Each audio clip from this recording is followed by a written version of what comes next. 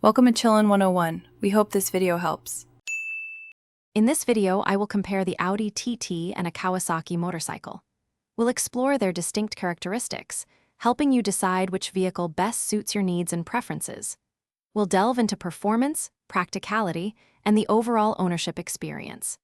By the end, you'll have a clearer understanding of what each offers, from exhilarating speed to everyday usability, ensuring you make an informed choice for your next ride. When it comes to performance, both offer thrills, but in different ways. The Audi TT provides a refined, powerful driving experience, with its turbocharged engine delivering strong acceleration and confident cornering.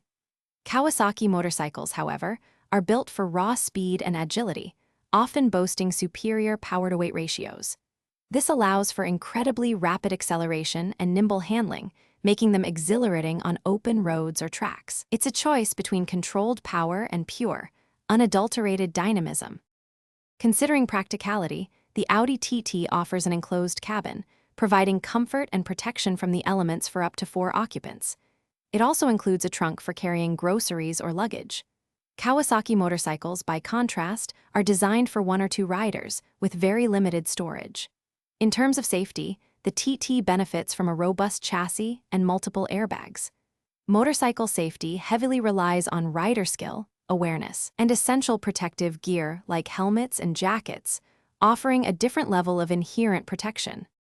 Finally, let's talk about cost and ownership.